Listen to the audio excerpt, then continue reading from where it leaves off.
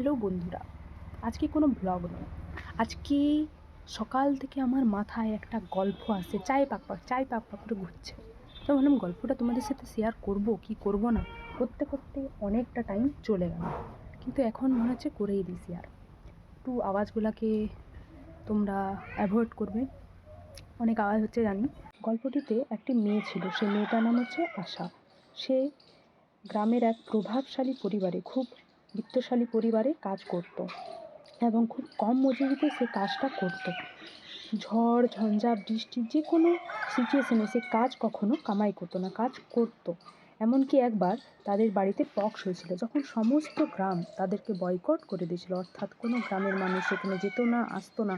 সেই প্যান্ডেমিক সিচুয়েশনও সে তার loyalty prove করেছে, সে কাজ করে গেছে অত্যন্ত কম মজুরিতে। সেই প্রভাবশালী বাড়ির প্রধান একদিন তাকে বলেছিল যে তুমি আমাদের বাড়ির মেরুদণ্ড।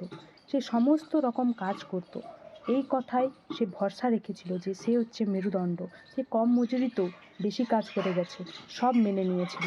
কিন্তু বছর গেল, মজুরি বাড়ল না, সম্মান এলো না, শুধু কাজ বাড়ল, দায়িত্ব বাড়ল।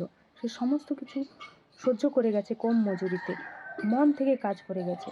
কিন্তু একদিন সহ্যের বাঁধ ভেঙে গেল। সে প্রশ্ন করে বসলো। সেই পরিবার বলল আলোচনা হবে, অপেক্ষা করো। একটা নির্দিষ্ট তারিখ দিল তারা। তারা বলছে এই ডেটে তুমি আসো, তোমার সঙ্গে বসবো, তোমার সমস্ত সমস্যা আমাদেরকে বলবে, আমরা শুনবো এবং সেটা নিয়ে আলোচনা হবে, দেখবো কি হবে। এবং সেদিন খাওয়ার জন্য নিমন্ত্রণ জানালো। তো ডেকেছে, একটা নির্দিষ্ট ডেট দিল। তো আরও অপেক্ষা করতে হলো তাকে।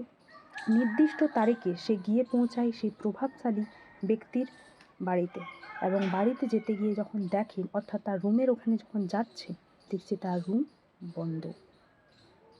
সেই রুমের কাছে গিয়ে সে দেখলো দরজা বন্ধ, অর্থাৎ তাকে আমন্ত্রণ জানিয়ে দরজাটা বন্ধ করে দেওয়া হলো। তাহলে এখন সে করবে কি? তাকে আমন্ত্রিত করে দেওয়াল তুলে দিল। कुछ समझे दया।